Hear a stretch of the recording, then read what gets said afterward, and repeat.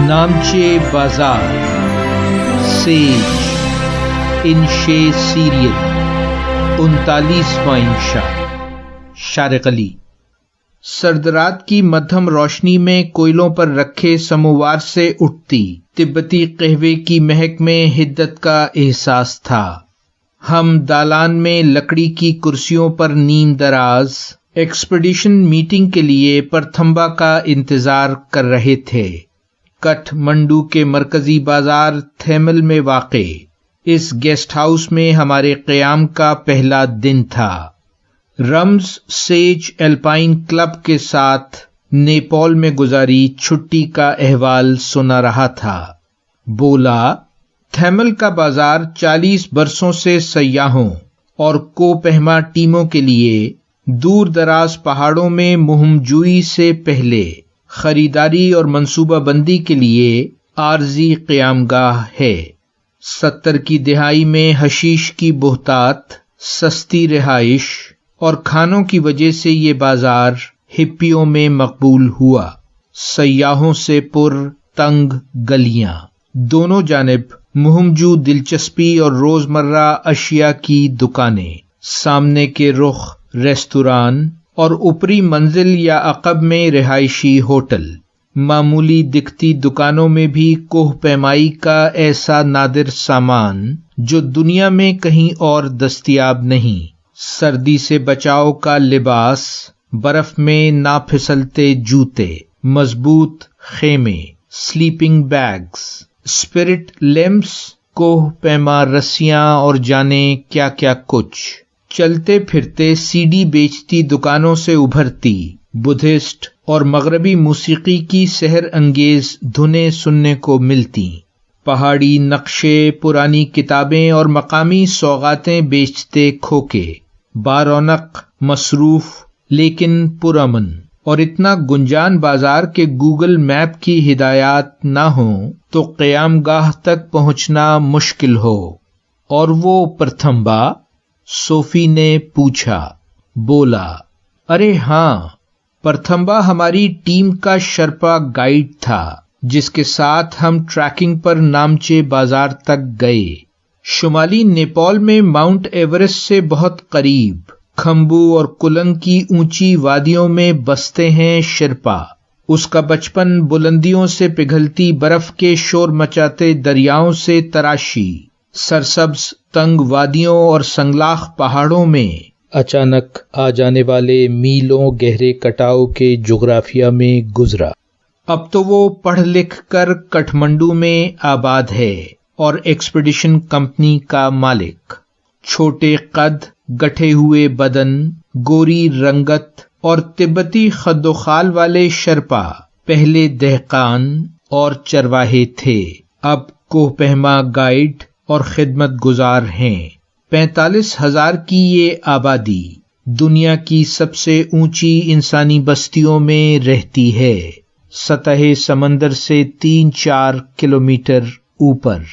اسی سے پتہ چلا کہ قدیم شرپا ماؤنٹ ایورسٹ کو کومولنگاما دیوتا مان کر اس کی پوجا کرتے تھے۔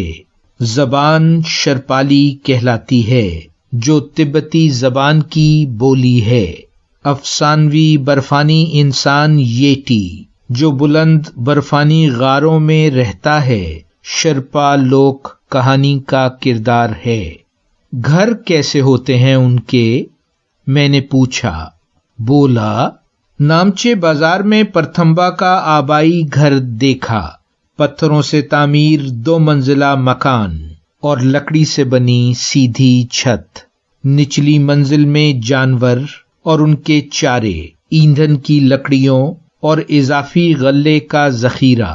اوپری منزل میں رہائش کا انتظام، کمروں کا فرش اور چھت لکڑی کی، فرش پر یاک کی کھال کا قالین، فرنیچر برائے نام، 2-1 بینچیں، باقی فرشی بستروں کا انتظام، ایک کونے میں پوجا اور دیا روشن کرنے کا انتظام بھی۔ اور طرز زندگی؟ پروفیسر گل نے پوچھا۔ بولا، پورا علاقہ نومبر سے فروری تک برف سے ڈھکا رہتا ہے، صرف بوڑھے لوگ غذا اور ایندھن کے انتظام سمیت گاؤں میں رہ جاتے ہیں، باقی آبادی نیچے وادیوں میں ہجرت کر جاتی ہے۔ فروری میں ساری آبادی موسم بہار اور نئے سال کی ولولہ انگیزی لیے گاؤں کو لوٹتی ہے۔ کھیتی باڑی کا آغاز ہوتا ہے۔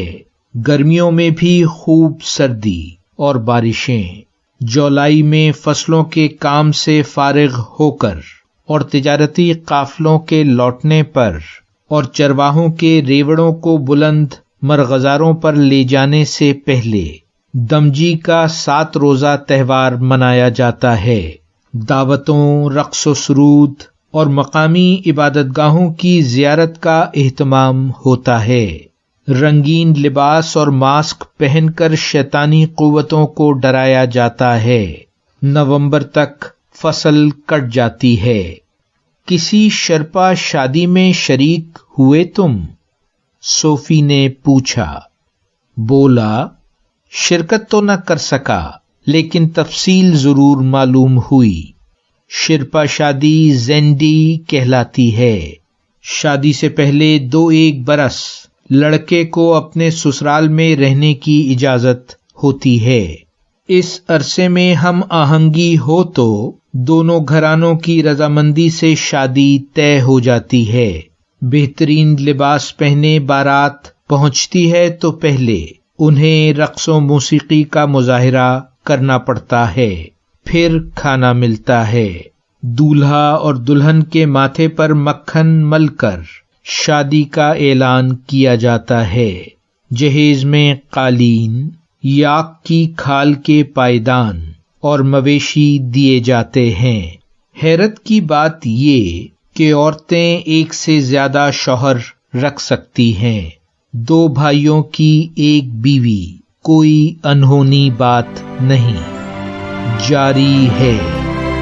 ویلیو یونیورسٹی، شارق علی۔